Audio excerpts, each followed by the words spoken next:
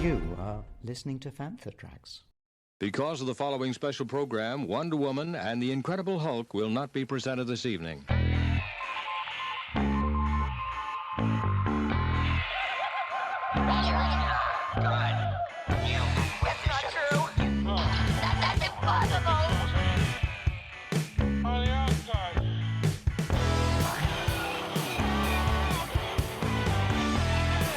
It's time to get all your Star Wars news in a single file. This is Making Tracks. Here are your hosts, Mark Newbold and Mark Mulcaster. That's not true. That's impossible. Greetings one and all, and welcome to Reaction Chat for episode 10 of Star Wars Andor, brought to you by those freedom fighters at fanfortracks.com. To recap, Mon Mothma is running out of options on how to transfer large sums of money from her family account without raising any Imperial red flags. So her new best friend and ex-boyfriend Takeoma suggests that they ask for help from a man named Davil Skolden, someone Mon Mothma considers a thug and someone she should not be associated with. Imperial security pick up a pilot working for the rebel separatist Anto Krieger. After a brief interrogation, ISB learns that Krieger plans to attack a power station on Spalus, and so they concoct a plan to trap Krieger and wipe out his rebel force. Back on the prison planet Narkina 5, Cassian Andor and Kino Loy discover that a fellow prisoner who was supposed to be released but was instead transferred to another level was a reason for the prison wiping out 100 men after word got out on level 2. After the death of Ulaf, Kino and Cassian's greatest fears are confirmed. No one is getting out alive. Joining me on this proverbial prison break is a man who can swim and swims like a dolphin, Mark Newbold. So, episode 10, One Way Out. What did you make of it, Mark? This was, I would say, with confidence, the best episode of Andor so far. And I know that is a really just sort of spurious thing to say because every episode's different and got its own charms and such. It had the action, it had the depth, it had insane performances, just award-winningly good performances, and the plots moved forward, and just everything about it just worked and just sung. Really enjoyed it. Yeah, this was the satisfying conclusion that I think we were all kind of expecting, to be fair, for the prison break. However, as you said, I don't think we were quite expecting just the scale and the depth of what we got. And also, obviously, that slight, sad tinge to it where obviously we, right at the end, Kino Loy's at the top and he's like, I can't swim. What's quite nice is that the choice of doing anything for Andor is taken out of his hands because he gets knocked off into the water. It means that he's not necessarily going to try and help him. That decision was taken out of it. So I thought that was really fantastic. But actually, for me, I think the biggest surprise of this episode was the Luthen story. The sudden reveal of actually, yes, there is a rebel spy working within the ISB, but it's not Deidre Miro. But the little quiet chap who's in the background, who's kind of sat there, being fairly innocuous, and what you would expect a rebel spy to be like, Lonnie Jong, who turns out to be like smash between a rock and a hard place. Yeah, I mean, horrible situation to be in. One, he's clearly been there for a long time and has worked his way up the ranks. And I didn't quite get, and I don't think they've made it clear yet, whether he came in as a spy or whether he turned as a spy or to become a spy, was dissatisfied with what he was seeing and somehow reached out or was contacted. And he was certainly monitored by Luthen. He's his guy. The connection is there. But in terms of a career, Luthen kind of says, you're doing quite well. And I think almost he's overachieving in his role, which, given the logic of the episode, the way that people are talking, especially the stuff to do with Spellhouse, with Anto Krieger's pilot who's been captured, killed, sent back to Kafrene, that whole sort of dance about if we pretend it's not happened, it'll look weird, so we've got to investigate. That whole bit where Dedra was like not looking particularly happy because Lonnie was coming up with good ideas, that was really interesting. So he's clearly doing a sort of inverted commas a good job as an Imperial, which is exactly what he needs to do. And it goes right to the speech that Luthen says about we've got to be as bad as the good guys. We've got to do everything that the bad guys have done to defeat them at their own game. I think also Luthen's, in some respects, he's unloading as well, isn't he? On Lonnie, he's kind of saying, look, yes, you're sacrificing. And obviously now the stakes have changed because Lonnie's now, he's got a wife, he's got a kid. And obviously those are the kind of things that would then make you reassess why you're doing what you're doing. but also reassess the risks involved, because he kind of probably knows that actually, yeah, it's not just a case that the Empire would come after him, but they would definitely come after his whole family. That whole monologue was just a heavyweight performance that I think the reason why we're so taken aback and so kind of blown away by it is the fact that, let's be fair, we just don't get treated to this kind of level of acting and this kind of script writing in Star Wars very often, if at all, before the series was released. Very true. And I think also in an episode where you've just had Andy Serkis put in that performance, I mean, not like he hadn't been awesome in the previous two, especially the prior episode, but this one was just something else. Just everything about everything he did was just superb.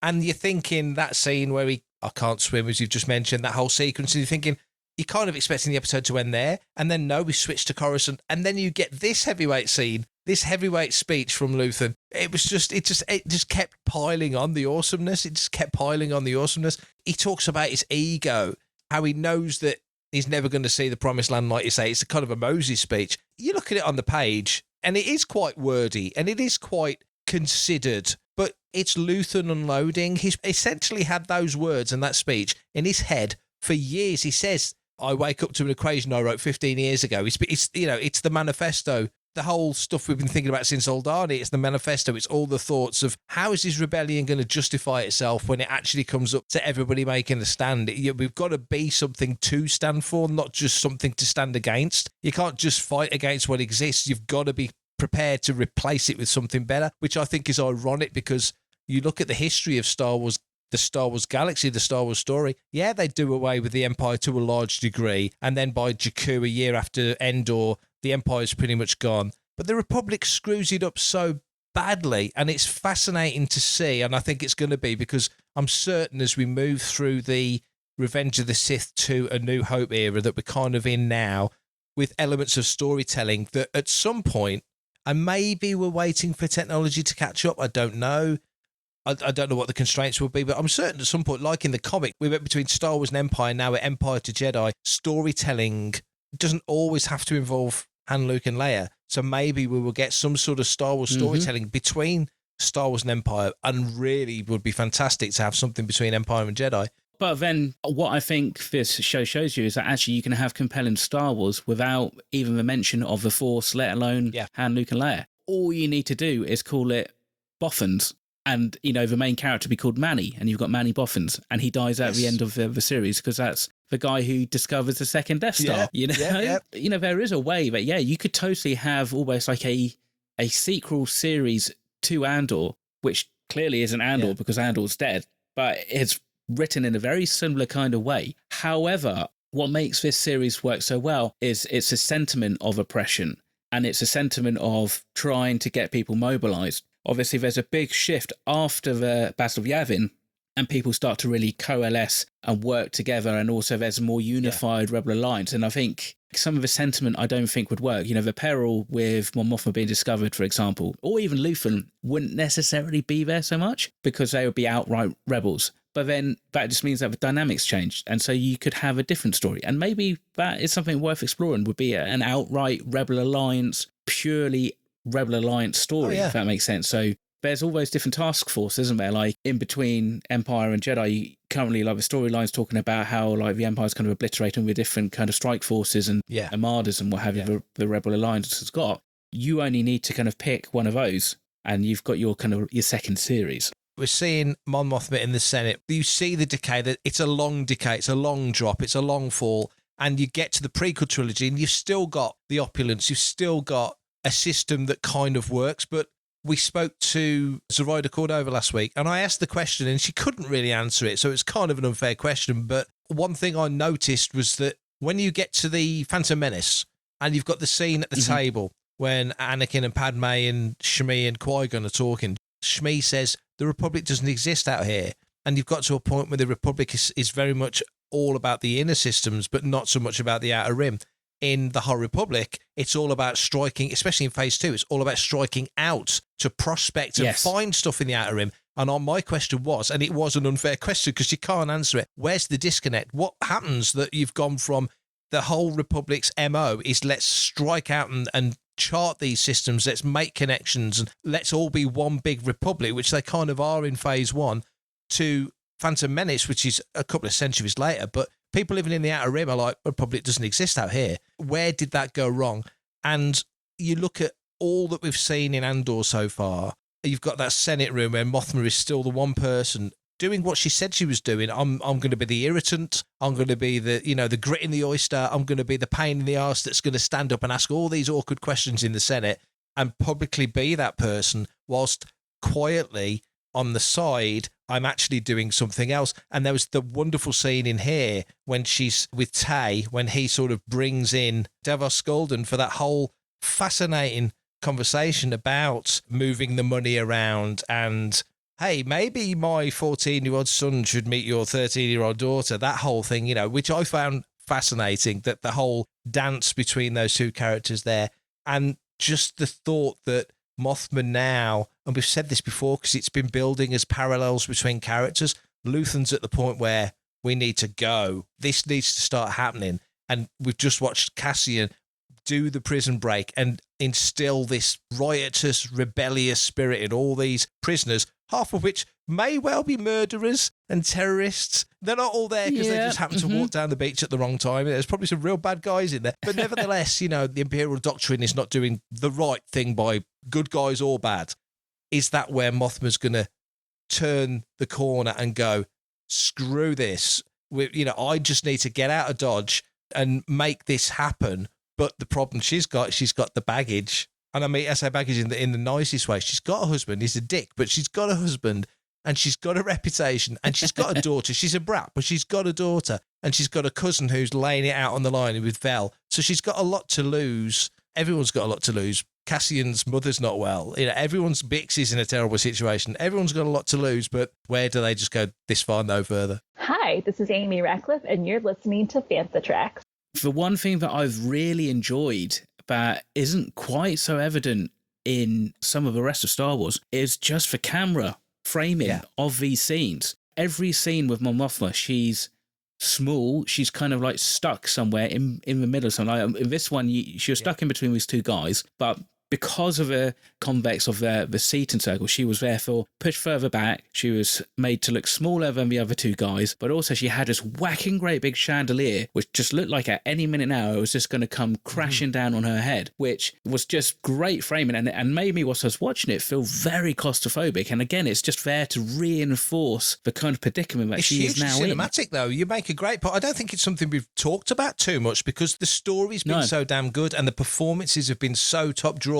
One of the things that never quite worked as well in some episodes, not all, but some episodes of Mando and a lot of Book of Boba Fett, and even Obi-Wan Kenobi at times did feel like a TV show. Other moments it definitely felt like a cinematic thing you throw up on a big screen, but Andor so far, I would say pretty much to a fault, has felt cinematic. I don't know whether that's the production values, the way they've made it, what the thought process going in was. That you could put I'm picking Empire as the classic example. You could put Empire Strikes Back on the way the music's spotted, the way that it's framed and shot. Nothing is more cinematic than Empire Strikes Back. There's no moments in Empire that feel like television. You get a Jedi, the camera's a lot tighter, the camera's a lot closer. The ILM stuff is big and wide and sweeping, but actually the camera's fairly tight in a lot of scenes in Jedi, where it isn't so much in Empire. In Andor, people have picked up on that. The scene when her and Vel have the conversation in Nobody's Listening, the previous episode, and Vel leaves and Mothma's shoulders drop and her head drops, and she's so isolated with those huge, as you said, high arches, beautifully designed rooms. And yeah, it's a great observation. She really is isolated, alone and small. And Mon Mothma's not a small woman. She's not like Leia's like 5 foot nothing. Mothma's not a small lady. So it's a great observation. But yeah, I don't think we've given enough credit to the way it's shot. From what I've read, it's about somewhere between $15 to $25 million per episode. So not by any stretch of imagination a small budget. And I think Book of Boba was about 100 million for the season. But the thing is, they're clever because what they're doing is they've saved a lot of money because they did 3 episodes in the Highlands. And, you think about the actual scenery and set that they had there. was pretty sparse. It was only that dam and that kind of prison vault that they needed to do. You then got Ferrix, which we know is a big site, but has been reused multiple episodes and is, again, like an anchor. You know, we've only really seen Mon Mothma in the Senate a couple of times, and then we've seen her in her apartment for the rest of it. So they've been really clever how they then shoot the series. You know, there's been a lot of photos, and I know you and Matt, when I think you were down to London the other day, you went to like the Barbican. You can see what they've done. You know, they've used a brutalist architecture around the Barbican Centre, and they've just used really kind of straightforward and very cleverly thought out set extensions and CGI to obviously make it feel bigger and a lot more like Coruscant. But the fact of the matter is, they haven't had to build an apartment block or anything. They just, you know, just to get Cyril Khan into his mum's house, they just know they can do all that as CG. So they've been really savvy with how they've done it. And I think that in itself has allowed them to have that kind of scope. Plus also, I think it's just down to the DOP's understanding of the subtext of what's going on in each scene. And I'm guessing a lot of that is just down to the pre-production conversations that they're having between the directors and that. So I think they're really focusing on story and character in a way that really I don't think we ever have done in Star Wars to this extent. And there's so much about it that would fit in so neatly with dramas on any of your channels. It could be a BBC drama, it could be a Sky drama. It's got that about it, and yet it's almost the least Star Wars show. I came into Star Wars at a different point that you came into Star Wars, and if you role-played Star Wars because you're 10 years younger than me, you might have role-played the Wizard stuff, but I role-played the West End stuff. And so even in something like role-play, and somebody new would have role-played the Fantasy Flight stuff. I'm making silly examples, but there's lots of different entry points to Star Wars. And so whilst a lot of people are sort of saying, oh, there's loads about Star Wars that doesn't feel right to me, let's say, because of whatever you ingested first is kind of always that indelible memory that you take away with you, and that's the benchmark for everything else. With this, there's so much about Andor, because it is gritty, real, I wouldn't want to say kitchen sink, but it's kind of got that about it, that it just feels grounded. It doesn't feel grounded in the world of 2022. It just feels grounded in the world of politics, relationships. And I say politics as a broad church. I'm not picking on, I'm not saying, I know Lucas mentioned, oh, there's bits of Vietnam, there's bits of Nixon, there's World War II references. He took bits from everywhere. He's the ultimate magpie. I think people are way too overt nowadays. People are way too on the nose. And it dates it. It just dates it terribly. And I think this is so broad in the best sense. I enjoy our discussions on reaction chats. I love talking to Brian about it when he invites me onto Good Morning Tatooine. It's so substantial. We don't generally get that with Star Wars. For everything in one location, daily news, reviews, interviews, podcasts, video, and social media feeds, bookmark FanthaTracks.com for Star Wars news 24/7, 365.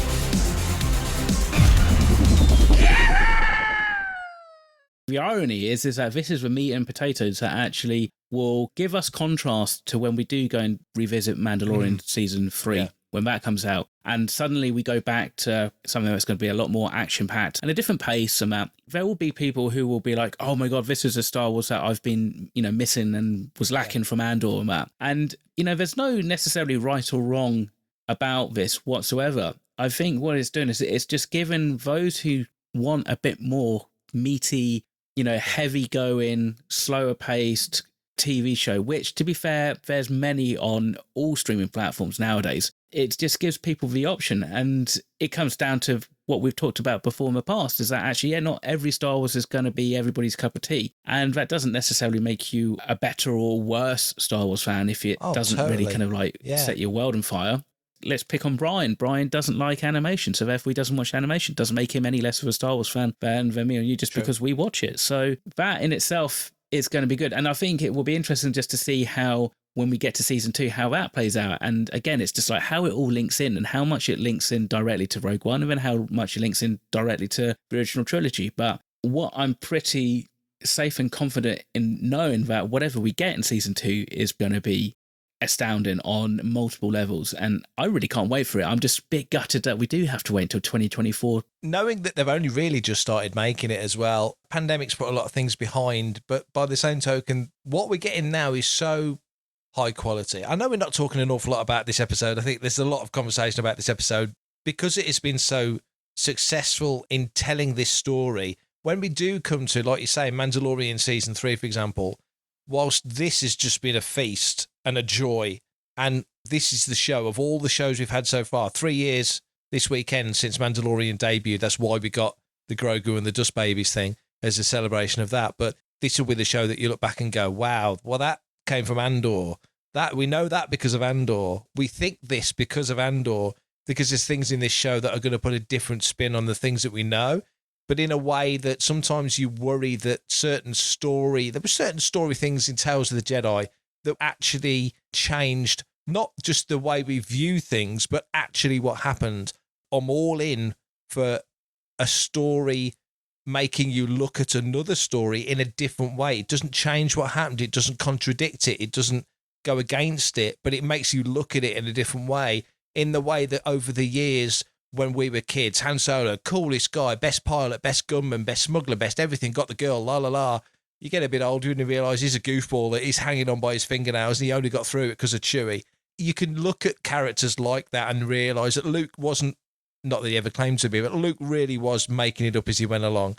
And Vader was way more conflicted than you ever thought he was when you first met the character.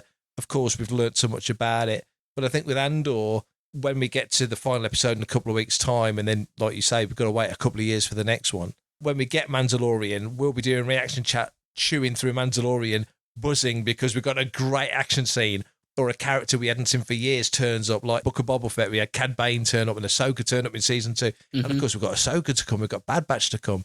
We've got a lot of stuff before we even get to Andor season 2. We've got Acolyte before then. Lots of stuff that's going to be very different. And my very long-winded point, as I usually do make long-winded points, is that Star Wars is such a broad church that you can have the action stuff and be satisfied with it. I don't want to be reading deep, meaningful books not that I ever get to read books that often, but I don't want to be reading or listening to heavy, intense music. Sometimes I love listening to a bit of full-on heavy thumping metal. Next time I'll put a Disney soundtrack on, you just need to mix it up a bit. And I think Star Wars is in a very good place because it has got all the strings to the bow. It's all in there. You've got your kids stuff, you've got your action stuff, you've got your thoughtful, deep stuff now with Andor, which we were lacking before. It's all there now. And I hope that Lucasfilm, that the people that are coming up with the stories, realise this. The shackles are so off now. Marvel's done it brilliantly for years. They've done goofy stuff. They've done serious stuff. They've done action stuff. They've just thought, let's do something nobody's expected, like Guardians of the Galaxy or whatever. And sometimes they fail. Sometimes they release the Eternals. Other times they release Guardians and it's like, wow, you've got to be prepared for things to fail. And I know Star Wars has got this crazy high watermark because how do you follow Star Wars Empire and Jedi?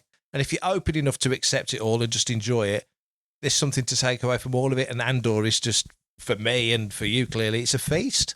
I'm Brian Herring, BB-8 puppeteer, and you're listening to Fantha Tracks. That'll learn you. Now, do you think that we're going to see Kino Loy again this season, or do you think that they've left his, shall we say, his fate vague for the time being anyway, because, we might see him again in season 2? And also Melchi. We've seen Melchi and Andor kind of work on this plan supposedly together, and, both of them pretty damn handy and pretty brutal with blasters, let's be fair. They then make it to the shore together. So do you think these two are going to stay together for the final 2 episodes of this season? First on Kino, you didn't see him die, and I think if Tony Gilroy wanted to underline the fact that he didn't survive, you would have seen him die. This isn't a show that's shy on stuff like that. Rogue One certainly wasn't, and Andor is a long form, very much in that vein kind of story. So I think if he wanted him gone, if Andy Serkis had said, I'll do 3 episodes, but I'm out, they would have made sure that, or he'd have jumped in and drowned. You've had a Saving Private Ryan bit with him dragged under the water and, something would have come up and eaten him, or I don't know, whatever. If they wanted him dead, you would have seen it. And he actually said, I think in a tweet, I think it might have been a Variety interview where it came up and he said, well, you never saw him die. Who said he's dead? I don't know if you'll see him this season, but my head tells me that season 2, it's going to go one of 2 ways. He's either going to turn up as an Imperial or he's going to turn up as a rebel. And I just feel that the rebellious spirit has been kind of sparked in him. He was like, I consider myself dead already, so let's go and do what we can do. A bit gung-ho for a guy that was, the floor manager. So I think you will see him again, but I don't think you'll see him again this season. But I'd be very happy to be wrong. Very, very happy to be wrong. I'd love to see him turn up. Or maybe he comes up on the beach 10 minutes later and chases him and Melchi down. And speaking of Melchi, I like the fact that there's a character that we didn't see a huge amount of in Rogue One, but he was very much there, and he was a likeable character. And of course, he goes out in Rogue One as well. They've not over-egged it. He's there. We know it's Melchi. So I do think they're going to stick together. It does feel like when Jin goes in and has the speech with the Rebel Senate, whatever you want to call it, when they're all kind of dissenting and not agreeing, and it was kind of frustrating. They're not there yet. They've not had the big ballsy moment yet, which is what Rogue One is, what Scarif is. When Jin comes out and there's Cassian with the team, when you watch Rogue One in its isolation, you kind of think he's just grabbed a bunch of guys and told them the score, and they're like, yeah, screw it, come on, let's go. But I think you're realising now with Melchi and hopefully with other people, there's no reason why you won't see a lot of those other actors come back as characters in season 2. And it wasn't just happenstance and chance that those guys were the ones that stood up and said, yeah, let's go. They were Cassian's guys. And it does feel like the show that's not only the evolution of Cassian from what we saw on Ferrix. It wasn't just the guy that shot the 2 security guards on Preox, and he's bringing other people in as well. So Kino could happen. Melchi's already there. What season 2 will bring us, and kind of we've got to start thinking of season 2, even though it's 2 years away. It's a long time to wait. With Kino, he'll find a way off. I hope, anyway, they don't make him drag a grudge along. I think it'll be great to see him just to kind of pop up without any real hint or expectations. I think that'd be quite fun. With Melchi, it's one of those odd things, isn't it? It's like, for those who know who he is, it's kind of very kind of like, oh my God, that's Melchi. And then the kid would say, Melchi. And it's like, okay, yeah, we know it's him. But I suppose for those who don't really know or haven't really paid much attention, he'll just be this character that will kind of pop up. What it does is it makes me kind of think if we were meant to see more of Melchi in Rogue One, he has a name, and not many characters seem to have names that they kind of verbalize in Rogue One. Were we meant to see more? I mean, obviously he's there at the beginning, he rescues Jin and that. It's just like there probably was more to his story that we probably would have seen in Rogue One that we didn't actually get. That would be interesting. What's your just kind of general overall thoughts then for the next 2 episodes? For me, I'm thinking they still got this issue with Marva. There's a brief scene in this week's episode where you get those women who kind of mention that she's not taking the medication and that now, so we can lead to assume that her health is deteriorating. And it looks about there's also an Imperial spy there. So you've got Sintra there. There's also an Imperial spy there. So I think everything is going to be leading back to Ferrix. Whether or not it happens in episode 11 or if it's just going to be in episode 12, it seems like everything is going to be pulling Andor back. Bix, we assume, is incarcerated there. Maybe this is the time now that Andor might have a few kind of people around him, but maybe this is where he is like, right, it's time we're going to take her off planet, regardless if she wants to come or not. Dedra Miro has said that they're keeping tabs on Ferrix. He'll go back. His mother's there. That's why we've left her there. He's already come back once. He'll come back again. Bix is there. There's a connection there. Brasso's there. There's a connection there. So there's a lot of connections to Ferrix that just kind of make you think, yeah, he'll go back. Sintra's there. And the last time Sintra was told anything was, take this guy off the board. He knows too much. So will Cassian ever go back to Luthen? Or will Cassian just do his own thing? Because we're still at that factional point where there are different segments of rebels and they're not unified yet. They're all aiming for the same goal, but in very, very different ways. Partisan rebels, I don't think they're the real wild, full-on, far-out, let's ostracize ourselves from these nut jobs that they feel like they are in Rogue One. The way that Mon Mothma talks about them is very much they're a real problem and we want nothing to do with them. And just as to say that, I just wonder how far into season 2 Luthen will survive, because he's clearly not around at the point of Rogue One. But by the same token, there's nothing happening in Rogue One that would require his involvement. If you think about it, there's no reason for him to die because there's no need for him to be in Rogue One. It's not something that would require his skills. Cassian's already there. All the other people are already there. The rebels at the point of Andor season 1 clearly don't have a fleet, don't have wings of X-Wings. They don't have any kind of setup. By Rogue One, they do. They're on Yavin. They've got Masasi Base. There's all the stuff that they've got in place 4 years later. So there's no need for Luthen at that point. Maybe he's off doing something else, but I think he'll die. I don't see him being around. One thing we don't see a lot of in modern Star Wars television, don't see a lot of space battles. You really don't see a lot of space battles. Yeah. I just kind of feel like maybe something in that vein would be a great way to give us a bit of action, just to take us out on a on an action visual high.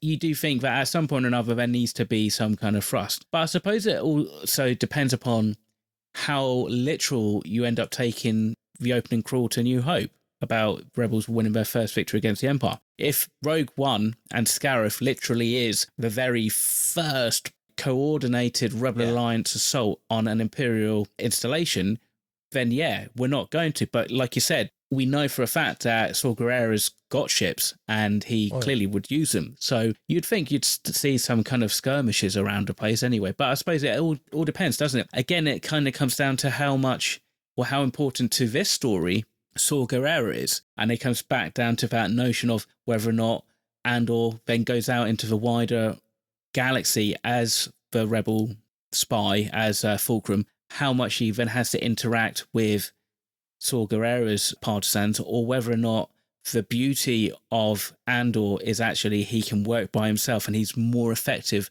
working solo or with K2SO than working as part of a wider group.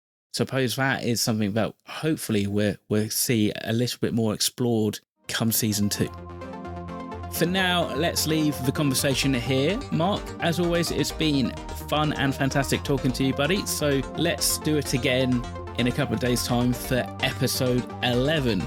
Thanks for listening to Making Tracks. If you want to be a part of the action and stay updated on all the latest Star Wars news, visit fanthatracks.com or check out the free Fanthatracks app through the App Store to follow us on your mobile device. You can reach out to us and send in your listeners' questions by emailing radio@fanthatracks.com. Comment, like and share on any of our social media feeds at Fanthatracks, and be sure to subscribe, leave a review, preferably a 5-star one, on Amazon Music, Audible, Apple Podcasts, Google Podcasts, Spotify, or your podcatcher or smart speaker of choice. And as always, thanks to James Semple for composing the Fanthatracks intro, Adam O'Brien for our Making Tracks opening music, and Mark Daniel and Vanessa Marshall for our voiceovers. Remember, tune in to Good Morning Tatooine. It's live Sunday evenings at 9 o'clock UK, 4 PM Eastern, 1 PM Pacific on Facebook and YouTube. And check out our Fanthatracks Radio Friday night rotation every Friday night at 7 PM UK time for new episodes of The Phantom from Down Under, Planet Leia, Desert Planet Discs, Start Your Engines, Collecting Tracks, Cannon Fodder, and special episodes of Making Tracks. And that's me done for this episode.